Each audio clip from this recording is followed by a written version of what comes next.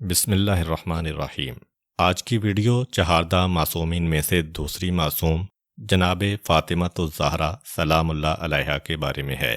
آپ کا نام فاطمہ، مشہور ترین لقب زہرا اور کنیت ابیہا تھی۔ آپ حضرت خدیجہ بنت خویلد سلام اللہ علیہا کے بطن سے پیغمبر خدا صلی اللہ علیہ وآلہ وسلم کی اکلوتی بیٹی تھیں، جن کی نسل پاک سے باپ کے نام اور کام کی بقا رہی، اور شاید اسی مناسبت سے آپ کی کنیت ابیہا ہوئی، جس کے معنی ہوتے ہیں اپنے باپ کی ماں، یعنی وہ خاتون جو اپنے باپ کی زندگی کو پروان چڑھانے کی سبب ہوئی۔ یوں تو فرقہ وارانہ اختلافات کے ساتھ بہت سی تاریخی حقیقتیں ایسی ہیں جو مرکز اختلاف بن گئی ہیں، خصوصاً ولادت اور وفات کی تاریخوں کے بارے میں تو خود ایک فرقہ کی روایات میں بھی اکثر اختلاف ہوتا ہے، مگر عموماً یہ اختلاف چند مہینوں یا ایک برس سے آگے نہیں بڑھتا۔ لیکن سیدہ کائنات کی تاریخ ولادت کے بارے میں فرقے اسلامیہ میں جو اختلاف ہے وہ ذرا سے ہیر پھیر کے نتیجہ میں 9-10 برس کی طولانی مدت کا فرق پیدا کر دیتا ہے، اس لیے کہ مورخین اہل سنت کی اکثریت کا قول یہ ہے کہ آپ کی ولادت بعثت سے 5 برس پہلے ہوئی تھی، اور فرقہ شیعہ کی روایات یہ ہیں کہ آپ بعثت سے 5 برس بعد پیدا ہوئی تھیں۔ ان روایات کی بنیاد اہل بیت معصومین علیہم السلام کے ارشادات پر مبنی ہے۔ مذہبی طور پر ان روایات کے مستند ہونے کے علاوہ غالباً ہر غیر جانبدار محقق تاریخی نقطہ نگاہ سے بھی اس سے اتفاق کرے گا کہ کسی شخصیت اور بالخصوص پردہ نشین خاتون کے متعلق اس کے گھرانے والوں بلکہ اولاد کا بیان جتنا معتبر ہو سکتا ہے اتنا کسی غیر کا بیان معتبر نہیں ہو سکتا۔ ان بیانات کی بنا پر صحیح قول یہی قرار پاتا ہے کہ جناب سیدہ کائنات 20 جمادی الثانی کو بعثت کے 5ویں سال یعنی ہجرت کے 8 برس قبل پیدا ہوئیں۔ پیغمبر اسلام صلی اللہ علیہ وآلہ وسلم کی بعثت کے 10ویں برس جناب خدیجہ کبریٰ سلام اللہ علیہا اس دنیا سے رخصت ہو گئیں۔ اس وقت سیدہ کائنات صرف 5 سال کی تھیں۔ اتنی مختصر عمر میں ماں کی آغوش شفقت سے جدائی کے بعد آپ کا گہوارہ تربیت صرف باپ کا سایہ رحمت تھا، اور پیغمبر اسلام کی اخلاقی تربیت کا آفتاب تھا، جس کی شعاعیں براہ راست اس بے نظیر گوہر کی آب و تاب میں اضافہ کر رہی تھیں۔ عورتوں میں اگر کسی کی صحبت اس عمر میں جناب سیدہ کو حاصل ہو سکتی تھی تو وہ حضرت علی ابن ابی طالب کی والدہ جناب فاطمہ بنت اسد ہو سکتی ہیں، یا آپ کی بہنیں ہانی وغیرہ، یا پھوپھی صفیہ بنت عبد المطلب۔ یہ تمام بزرگ خواتین تھیں جو سیدہ کائنات کی شمع عصمت کا پروانہ بنی رہتی ہوں گی، اور اسی ماحول میں سیدہ کا بچپنا اپنی منزلیں طے کر رہا تھا۔ سیدہ کا بچپن اپنے والد بزرگوار کو اس ناگوار ماحول میں دیکھتے گزرا جو پیام توحید پہنچانے اور پھر حضرت ابو طالب اور جناب خدیجہ کے دنیا سے رخصت ہو جانے کے بعد درپیش تھا۔ سیدہ اکثر اپنے باپ کے سر مبارک پر اشاعت حق کے جرم میں کوڑا کرکٹ پھینکا جانا سنتیں، اور ان کے جسم کو پتھروں سے لہولہان دیکھتی تھیں، اور ان منصوبوں کا چرچا ان کے کانوں تک پہنچتا تھا جو ان کے والد بزرگوار کے مشن بلکہ ان کی زندگی کو بھی ختم کرنے کے لیے قائم کیے جاتے تھے۔ مگر اس کم سینی کے عالم میں بھی سیدہ کائنات نہ ڈریں، نہ سہمیں، نہ گھبرائیں، بلکہ اس ننھی سی عمر میں اپنے بزرگ مرتبہ باپ کی مددگار رہیں۔ سیدہ کائنات کی عمر 8 برس کی تھی جب کافروں نے ایکا کر کے ایک شب رسول کو قتل کرنے کا ارادہ کر کے آپ کے گھر کو گھیر لیا۔ آپ کو قدرت کی طرف سے اس کی اطلاع پہلے ہو گئی تھی، اس لیے آپ اپنے چچا زاد بھائی حضرت علی ابن ابی طالب کو اپنے بستر پر سونے کا حکم دے کر خود مخفی طریقہ سے مکہ معظمہ سے مدینہ منورہ کی طرف روانہ ہو گئے۔ حضرت علی بستر رسول پر تھے، اور مکان کے اندر حضرت علی ابن ابی طالب کی والدہ فاطمہ بنت اسد کے ساتھ سیدہ کائنات فاطمہ زہرا بھی تھیں۔ اس وقت آپ کی عمر 8 برس تھی، اور یقیناً آپ کی زندگی کا بڑا امتحان تھا۔ اپنے گھر کے گرد خون کے پیاسے دشمنوں اور ان کی کھینچی ہوئی تلواروں کا گھیرا تھا، جس سے گھر میں رہ جانے والے سب ہی افراد پر ظاہری اسباب کے لحاظ سے دہشت پیدا ہونا چاہیے، اور ادھر باپ کی جدائی کا صدمہ اور ان کی جان کی حفاظت کا خیال، مگر سیدہ نے اس کمسینی میں اس مرحلہ کو صبر و استقلال سے طے کیا۔ پھر صبح کو جب دشمنوں نے دیکھا کہ رسول چلے گئے ہیں اور ان کی جگہ پر علی ہیں، تو وہ سب گھر بار کو چھوڑ کر رسول کی تلاش میں چلے گئے۔ اس وقت مکان کے رہنے والوں سے وقتی طور پر خطرہ دور ہو گیا، مگر رسول کے متعلق ان کی فکر بڑھ گئی ہوگی۔ پھر چند روز کے بعد جناب علی کا تن تنہا ان خواتین کو محملوں پر سوار کر کے اپنے ساتھ لینا اور مکہ سے نکل کر مدینہ کی طرف روانہ ہونا، اور راستے میں مشرکین کا آ کر سد راہ ہونا اور علی کا تلوار کھینچنا، یہ سب عورتوں اور بچوں کے لیے کچھ کم دہشتناک حالات نہ تھے، جن سے گزر کر سیدہ کائنات اپنے والد بزرگوار کے پاس مدینہ منورہ پہنچ گئیں۔ مدینہ منورہ پہنچنے کے بعد 1 سال کے اندر جناب فاطمہ زہرا کی عمر 9 برس کی ہو گئی۔ شریعت اسلام میں یہ سن لڑکی کے بلوغ کا قرار دیا گیا ہے، اور تاکید ہے کہ اس کے بعد شادی میں دیر نہ کی جائے۔ اصحاب رسول میں بہت سے افراد رسول کی صرف دامادی کی نسبت حاصل کرنے کے شرف کی تمنا رکھتے تھے، مگر اس سے پہلے صاحبزادی کی کمسنی کا عذر اس سوال میں رکاوٹ پیدا کرنے کے لیے کافی تھا۔ اب جب کہ ابتدائی عمر شادی کی آ گئی تو مجسم خلق عظیم رسول کی بارگاہ میں ہر ایک عرض تمنا کے لیے آنے لگا، مگر رسول کی طرف سے کوئی ہمت افزا جواب نہ ملا۔ خدا و رسول کے نزدیک فاطمہ زہرا کے ساتھ شادی کے لیے صرف ایک فرد موزوں تھا جو اب تک خاموش تھا۔ یہ علی کی ذات تھی، جنہوں نے رسول کی گود میں بچپن سے پرورش پائی تھی، اور جس طرح فاطمہ اپنے طبقہ میں آپ صلی اللہ علیہ وآلہ وسلم کی اخلاقی تعلیم کا بہترین مرقع تھیں، اسی طرح علی مردوں میں آپ صلی اللہ علیہ وآلہ وسلم کی تعلیمات کا مجسمہ تھے۔ علی کے لیے فاطمہ اور فاطمہ کے لیے علی کے سوا برابر کا کوئی دوسرا ہو ہی نہ سکتا تھا،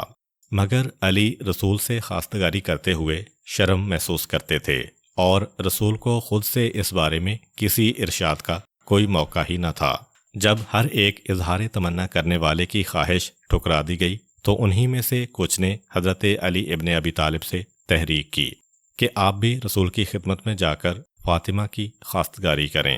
آخر علی رسول کی بارگاہ میں آئے، جھکی ہوئی نظروں کے ساتھ عرض تمنا کی۔ رسول نے بشاش چہرہ کے ساتھ فرمایا کہ تمہارے پاس مال دنیا سے کچھ ہے؟ عرض کیا بس گھوڑا، تلوار اور زرہ۔ فرمایا گھوڑا اور تلوار تمہارے جیسے مجاہد کے لیے ضروری ہے، مگر زرہ زائد ہے، اس کو فروخت کر ڈالو۔ عام مورخین کی روایات کے مطابق یہ زرہ 480 درہم کی فروخت ہوئی۔ اس رقم کو آپ نے بطور مہر سیدہ کائنات رسول کی خدمت میں حاضر کر دیا۔ اسی سے رسول نے فاطمہ کی شادی کا سامان کیا، اور بیٹی کے لیے نظام خانہ داری میں جس اسباب کی ضرورت ہوتی ہے وہ خرید فرمایا۔ وہ کیا تھا؟ ایک چمڑے کا تکیہ، کھجور کی چھال سے بھرا ہوا ایک چمڑے کا تکیہ، کھال کا ایک بچھونا اور کچھ مٹی کے برتن، ایک چکی اور ایک چرخہ۔ ان مورخین کا بیان ہے کہ وہ مہر فاطمہ زہرا کا جو حضرت علی نے ادا کیا اور جس پر حضرت فاطمہ زہرا کا نکاح پڑھایا گیا، 400 مسقال چاندی تھا۔ تقریباً یہی مقدار 500 درہم مہر سنت قرار پائی ہے، جس کی مقدار 117 تولہ چاندی ہوتی ہے، مگر مہر سنت کا مطلب یہ ہے کہ اس سے زیادہ ہونا فضیلت کے خلاف ہے، اتنا ہی ہو یا اس سے کم ہو۔ اگرچہ خالق کی طرف سے جناب سیدہ کائنات کی روحانی عظمت کے لحاظ سے مہر سیدہ میں خدا کی خدائی کا بہت بڑا حصہ تھا، مگر سیدہ کے مہر کو ظاہری حیثیت سے بہت کم رکھ کر ہمیشہ کے لیے مسلمانوں کی اس ذہنیت کو تبدیل کرنے کا سامان کیا گیا کہ وہ مہر کی رقم کے خام خواہ زیادہ ہونے کو معیار عزت نہ سمجھ لیں، بلکہ یہ سمجھیں کہ مہر کا کم ہونا سیدہ کائنات کی پیروی ہونے کے لحاظ سے بہت بڑی عزت کا سرمایہ ہے۔ آخر کو اسلامی تاریخ میں ایک مثالی تقریب کے طور پر یہ شادی عمل میں آئی، اور اگر مسلمان اس شادی کی کیفیت کو پیش نظر رکھیں تو کبھی بے جا رسوم سے اپنی بربادی کی صورتیں اختیار کرنے میں عزت محسوس نہ کریں۔ شادی ہونے کے بعد حضرت فاطمہ زہرا صرف 9 برس زندہ رہیں۔ اس 9 برس میں آپ کے ہاں شادی کے دوسرے ہی سال حضرت امام حسن علیہ السلام پیدا ہوئے، تیسرے سال حضرت امام حسین علیہ السلام، پھر غالباً 5ویں سال جناب زینب سلام اللہ علیہا اور 7ویں سال جناب ام کلثوم، 9ویں سال محسن بطن میں تھے جبکہ وفات رسول ہوئی اور وہ ناگوار مسائب پیش آئے جن کے سبب سے اسقاط ہو گیا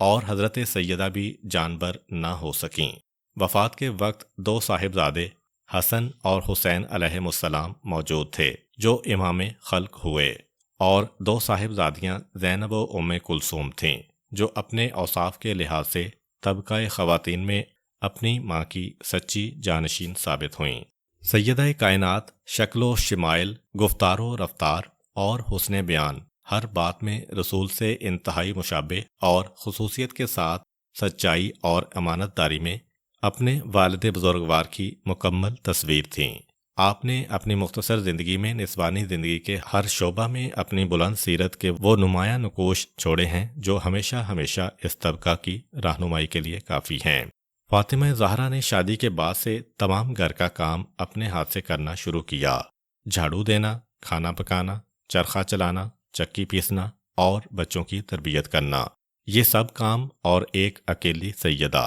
لیکن نہ تو کبھی ماتھے پر بل آئے، نہ اپنے شوہر حضرت علی ابن ابی طالب سے کبھی اپنے لیے کسی مددگار یا خادمہ کے انتظام کی فرمائش کی۔ ایک مرتبہ اپنے پدر بزرگوار حضرت رسول خدا سے ایک کنیز عطا کرنے کی خواہش کی تو رسول نے بجائے کنیز عطا کرنے کے وہ تسبیح تعلیم فرمائی جو تسبیح فاطمہ زہرا کے نام سے مشہور ہے، یعنی 34 مرتبہ اللہ اکبر، 33 مرتبہ الحمدللہ اور 33 مرتبہ سبحان اللہ۔ جناب فاطمہ اس تسبیح کی تعلیم سے اتنی خوش ہوئیں کہ کنیز کی خواہش ترک کر دی۔ بعد میں رسول نے بلا طلب ایک کنیز عطا فرمائی جو فضہ کے نام سے مشہور ہے۔ جناب سیدہ فضہ کے ساتھ ایک کنیز کا سا نہیں بلکہ برابر سے ایک رفیق کا سا برتاؤ کرتی تھیں۔ اسلام کی تعلیم یقیناً یہ ہے کہ مرد اور عورت دونوں زندگی کے جہاد میں مشترک طور پر حصہ لیں اور کام کریں، بیکار نہ بیٹھیں،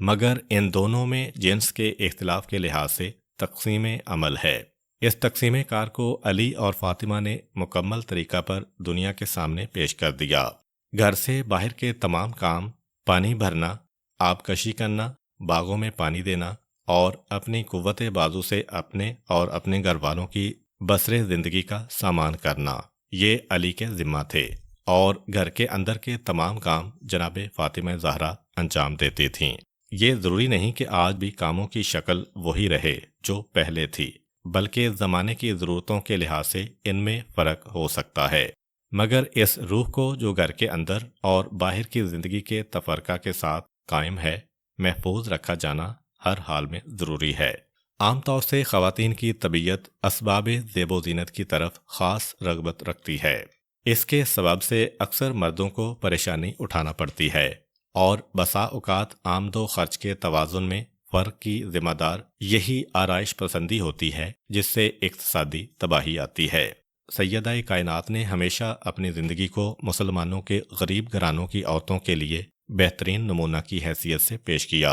اور کبھی لباس وغیرہ یا سامان خانہ داری میں بناوٹ کو پسند نہیں کیا، اور خود رسول کی تعلیم بھی یہی رہی، بلکہ بعض روایتوں میں ہے کہ ایک مرتبہ سیدہ کائنات نے اپنے لیے 2 چاندی کے کنگن، ہار اور 2 گوشوارے اور دروازے کا نیا پردہ تیار کرا لیا تھا، اور پیغمبر خدا صلی اللہ علیہ وآلہ وسلم تشریف لائے تو آپ کی صرف ایک معنی خیز خاموشی سے سیدہ کو بہتر یہ معلوم ہوا کہ اسے راہ خدا میں خیرات کر دیں۔ رسالت مآب کو یہ معلوم ہوا تو اتنا خوش ہوئے کہ 3 مرتبہ فرمایا، وہی کیا جو میں چاہتا تھا، اس کا باپ اس پر فدا ہو جائے۔ اس معلم انسانیت عظیم ترین باپ کی یہ بلند مرتبہ بیٹی ہی صرف وہ تھی جو اس کے بلند اخلاقی معیار تعلیم کو عمل کی مجسم شکل میں اس نقطہ پر لا سکے جو اس کا معراج بلندی ہے۔ فاطمہ زہرا سلام اللہ علیہا کی عبادت وہ تھی جو عالم انسانیت کے اس طبقہ کے لیے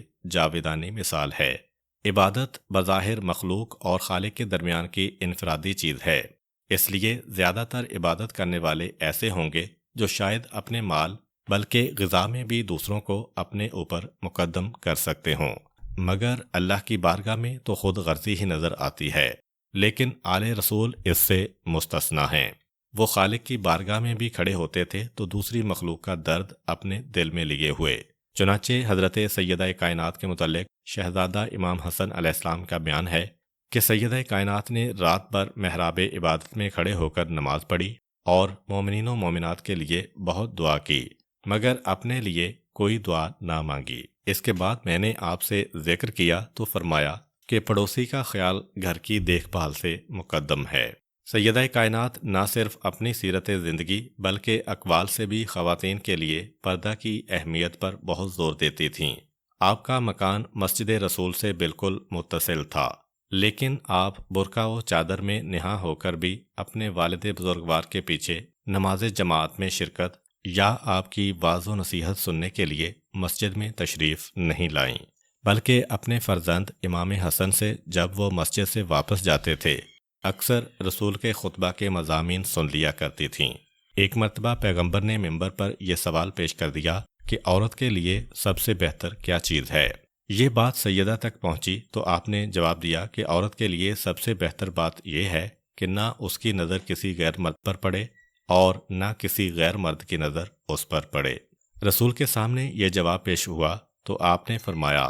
کیوں نہ ہو، فاطمہ میرا ہی ایک جزو ہے۔ اسلامی تعلیم میں عورت کے جہاد کی نوعیت مرد کے جہاد سے الگ رکھی گئی ہے، لہذا فاطمہ زہرا بھی اس کی پابند تھیں۔ اس لیے کسی جہاد میں سیدہ عالم کا میدان جنگ میں قدم رکھنا ثابت نہیں ہوتا، لیکن جس حد تک ان کے حدود عمل تھے ان میں رہتے ہوئے ان جہادوں کے متعلق بھی لا تعلق نہ تھیں۔ مثلا جنگ احد میں جب پیغمبر خدا صلی اللہ علیہ وآلہ وسلم مدینہ واپس آئے اس حالت میں کہ چہرہ خون سے رنگین تھا تو سیدہ کائنات ہی تھیں جو برتن میں پانی لے کر حاضر ہوئیں اور رسول کا چہرہ دھلوایا۔ علی ابن ابی طالب آئے اس شان سے کہ شانوں تک دونوں ہاتھ دشمنوں کے خون سے رنگین تھے اور تلوار سے خون ٹپک رہا تھا۔ آپ نے تلوار فاطمہ زہرا کی طرف بڑھائی اور عجب فخر کے انداز میں کہا کہ لو یہ تلوار، آج اس نے میرے ساتھ وفاداری کی حد کر دی۔ رسول نے ارشاد کیا کہ لو فاطمہ، علی کے ہاتھ سے تلوار کو لو، آج تمہارے شوہر نے جو ان کا فرض تھا وہ بڑے نازک مرحلہ پر ادا کیا اور اللہ نے انہی کی تلوار سے قریش کے بڑے بڑے آدمیوں کا خاتمہ کرایا۔ فاطمہ زہرا نے خاموشی کے ساتھ ان باتوں کو سنا، تلوار ہاتھ میں لی اور یقیناً ان باتوں سے انہوں نے خود بھی ایک طرح کا فخر محسوس کیا، جس کے ساتھ انہیں ایسی عظیم منزل جہاد میں بذات خود شریک نہ ہونے کا کوئی افسوس بھی نہ تھا، اس لیے کہ وہ سمجھتی تھیں کہ ان کا جہاد یہی ہے جسے وہ اپنے گھر کی چار دیواری میں رہ کے اس طرح پورے طور پر ہمیشہ ادا کیا کرتی ہیں جس طرح علی نے ان جنگوں میں جہاد کا فرض ادا کیا۔ ہاں، صرف ایک موقع عیسائیوں کے مقابلہ میں پرامن روحانی جہاد یعنی مباہلہ کا ایسا تھا جہاں سیدہ کائنات خدا کے حکم سے برقع و چادر میں لپٹ کر اپنے باپ اور شوہر کے ساتھ گھر سے باہر نکلیں، جس کا واقعہ یہ تھا کہ یمن سے عیسائیوں کے علماء کا ایک وفد رسول کے پاس بحث و مباحثہ کے لیے آیا اور کئی دن ان سے بحث ہوتی رہی، جس سے حقیقت ان پر روشن تو ہو گئی مگر سخن پروری کی بنا پر وہ قائل نہ ہونا تھے نہ ہوئے۔ اس وقت قرآن کی آیت اتری کہ اے رسول، اتنے سچے دلائل کے بعد بھی یہ نہیں مانتے تو ان سے کہو کہ پھر آ جاؤ، ہم اپنے بیٹوں کو بلائیں، تم اپنے بیٹوں کو، ہم اپنی عورتوں کو بلائیں، تم اپنی عورتوں کو، ہم اپنے نفسوں کو بلائیں، تم اپنے نفسوں کو، اور اللہ کی طرف رجوع کریں اور جھوٹوں کے لیے اللہ کی لعنت یعنی عذاب کی بد دعا کریں۔ عیسائی علماء پہلے تو اس کے لیے تیار ہو گئے، مگر جب رسول اللہ تشریف لے گئے اس شان سے کہ حسن اور حسین جیسے بیٹے، فاطمہ زہرا جیسی خاتون اور علی جیسے نفس کو اپنے ساتھ لیے ہوئے تھے، تو عیسائیوں نے مباہلہ سے انکار کر دیا اور مخصوص شرائط پر سلو کر کے واپس چلے گئے۔ اس طرح فاطمہ زہرا نے ثابت کر دیا کہ ان کا معیار پردہ بھی جس کی وہ پابند ہیں وہ عادت کی بنا پر نہیں بلکہ فرض کی بنا پر ہے۔ اس لیے کسی مستثنیٰ صورت میں اللہ کا حکم ظاہری صورت میں ان کے عام دستور زندگی کے خلاف فریضہ عائد کرے تو اس کی تعمیل بھی ان کے لیے ویسی ہی خوشگوار ہے جیسی اپنے عام دستور کی پابندی۔ حضرت فاطمہ زہرا کے اوصاف و کمالات ہی کا نتیجہ تھا کہ رسول فاطمہ زہرا کے ساتھ محبت بھی انتہائی فرماتے تھے اور آپ کی عزت بھی ایسی کرتے تھے جیسی اپنی بیٹیوں کی عزت کوئی دوسرا باپ نہیں کیا کرتا۔ محبت کے مظاہروں میں سے ایک یہ تھا کہ جب آپ کسی غزوہ پر تشریف لے جاتے تھے تو سب سے آخر میں فاطمہ زہرا سے رخصت ہونے تشریف لاتے تھے، اور جب واپس آتے تھے تو سب سے پہلے فاطمہ زہرا کو دیکھنے کو تشریف لاتے تھے۔ اور عزت و احترام کا مظاہرہ یہ ہے کہ جب فاطمہ آتی تھیں تو آپ تعظیم کے لیے کھڑے ہو جاتے تھے اور اپنی جگہ پر لا کر بٹھاتے تھے۔ یہ برتاؤ رسول کا فاطمہ زہرا کے سوا کسی دوسرے شخص سے نہ تھا۔ سیدہ کائنات کی فضیلت میں پیغمبر اسلام صلی اللہ علیہ وآلہ وسلم کی اتنی حدیثیں وارد ہیں جتنی حضرت علی ابن ابی طالب کے سوا کسی دوسری شخصیت کے لیے نہیں ملتی۔ ان میں سے اکثر علماء اسلام میں متفقہ حیثیت رکھتی ہیں۔ مثلاً آپ جنت میں جانے والی عورتوں کی سردار ہیں، ایمان لانے والی عورتوں کی سردار ہیں، تمام جہان کی عورتوں کی سردار ہیں۔ آپ کی رضا سے اللہ راضی ہوتا ہے اور آپ کی ناراضگی سے اللہ ناراض ہوتا ہے۔ جس نے آپ کو ایذا دی اس نے رسول کو ایذا دی۔ آپ کا نام فاطمہ اس لیے ہوا ہے کہ اللہ نے آپ کی بدولت آپ کو دوست رکھنے والوں کو عذاب جہنم سے چھڑا دیا ہے۔ فاطم کے معنی چھڑانے کے ہیں، فاطمہ کے معنی ہوئے چھڑانے والی۔ اس طرح کی بکثرت حدیثیں ہیں جو معتبر کتابوں میں درج ہیں۔ پیغمبر اسلام صلی اللہ علیہ وآلہ وسلم کی بعثت کے 23 برس اور ہجرت کے 10 برس بعد جناب فاطمہ زہرا 18 برس کی تھیں جب آپ کے شفیق اور عزت کرنے والے قدردان باپ نے دنیا سے رحلت فرمائی۔ اس صدمے کا اثر فاطمہ زہرا نے اتنا لیا جتنا کسی بیٹی نے کبھی اپنے باپ کی وفات کا اثر نہیں لیا ہوگا۔ رسول کی وفات کے بعد سیدہ کائنات جتنے دن زندہ رہیں، کبھی کسی نے آپ کو ہنستے یا مسکراتے ہوئے نہیں دیکھا، بلکہ برابر باپ کے غم میں روتی رہیں، اور آپ اتنے پردرد طریقہ سے نوحہ کرتی تھیں کہ آس پاس کے رہنے والے بھی شدید طور پر متاثر ہوتے تھے۔ افسوس کہ وہ فاطمہ جن کی تعظیم کو رسول کھڑے ہو جاتے تھے، بعد رسول اہل زمانہ کا رخ اپنی طرف سے پھرا ہوا محسوس کرتی تھیں۔ علی ابن ابی طالب سے خلافت کا ہٹایا جانا ہی سیدہ کے لیے کیا کم تھا کہ آپ سے بیعت کا سوال بھی کیا جانے لگا، اور صرف سوال ہی نہیں بلکہ جبر و تشدد سے کام لیا جانے لگا۔ انتہا یہ کہ سیدہ کائنات کے گھر پر لکڑیاں جمع کر دی گئیں اور آگ لگائی جانے لگی۔ اس وقت کے صدمہ و زحمت کی شدت وہ تھی جسے جسمانی حیثیت سے سیدہ کائنات برداشت نہ کر سکیں، اور وہی آپ کی وفات کا سبب ہوا۔ ان صدموں کی شدت سیدہ کی زبان پر جاری ہونے والے اس شعر سے ظاہر ہوتی ہے کہ مجھ پر وہ مصیبتیں پڑی ہیں کہ اگر وہ دنوں پر پڑتیں تو وہ راتوں میں تبدیل ہو جاتے۔ جناب سیدہ کو جو جسمانی و روحانی صدمے پہنچے ان میں ایک بڑا اضافہ اس سے ہو گیا کہ فدق کی جائیداد جو رسول نے سیدہ کائنات کو مرحمت فرمائی تھی اسے بعد رسول ضبط کر لیا گیا۔ جائیداد کا چلا جانا سیدہ کے لیے اتنی تکلیف کا باعث نہ ہو سکتا تھا جتنا کہ آپ کے دعوے کو حکومت کی طرف سے غلط قرار دیا جانا۔ یہ وہ صدمہ تھا جس کا اثر سیدہ کے دل پر مرتے دم تک رہا۔ سیدہ کائنات نے طبقہ خواتین کے لیے پردے کی یادگار اہمیت اس وقت بھی قائم کی جب آپ دنیا سے رخصت ہونے والی تھیں، اس طرح کہ آپ ایک دن غیر معمولی طور پر فکر مند نظر آئیں۔ آپ کی چچی حضرت جعفر طیار کی بیوہ جناب اسماء بنت امیس نے وجہ دریافت کی تو آپ نے فرمایا کہ مجھے جنازے کے اٹھانے کا یہ دستور اچھا نہیں معلوم ہوتا کہ عورت کی میت کو بھی تختہ پر اٹھایا جاتا ہے جس سے اس کا قد و قامت نظر آتا ہے۔ جناب اسماء نے کہا، میں نے ملک حبشہ میں ایک طریقہ جنازہ اٹھانے کا دیکھا ہے، وہ غالباً آپ کو پسند ہوگا۔ اس کے بعد انہوں نے تابوت کی ایک شکل بنا کر دکھائی۔ اس پر سیدہ کائنات بہت خوش ہوئیں، اور پیغمبر کے بعد صرف یہ ایک موقع ایسا تھا کہ آپ کے لبوں پر مسکراہٹ آ گئی۔ چنانچہ آپ نے وصیت فرمائی کہ آپ کو اسی طرح کے تابوت میں اٹھایا جائے۔ مورخین تصریح کرتے ہیں کہ سب سے پہلی لاش جو تابوت میں اٹھی ہے وہ حضرت فاطمہ زہرا کی تھی۔ اس کے علاوہ آپ نے یہ وصیت بھی فرمائی تھی کہ آپ کا جنازہ پردہ شب میں اٹھایا جائے، یعنی رات کو اٹھایا جائے، اور ان لوگوں کو اطلاع نہ دی جائے جن کے طرز عمل نے آپ کے دل میں زخم ڈال دیے تھے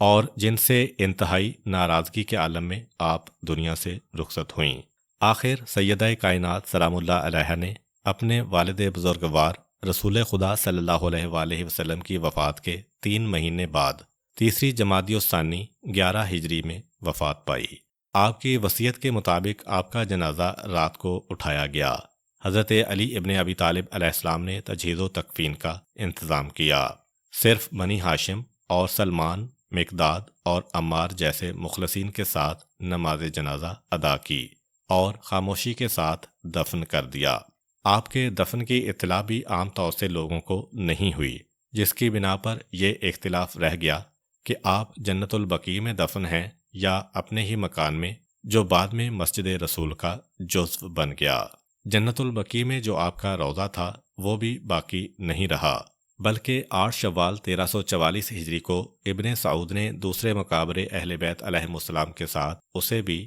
منہدم کر دیا۔ امید کرتا ہوں کہ آپ کو آج کی ویڈیو اچھی لگی ہوگی۔ اگر آپ کو ہماری ویڈیو اچھی لگی ہے تو ویڈیو کو لائک کریں اور اپنے دوستوں کے ساتھ شیئر کریں۔ ملتے ہیں نیکسٹ ویڈیو میں، تب تک کے لیے اجازت دیجیے۔ اللہ حافظ۔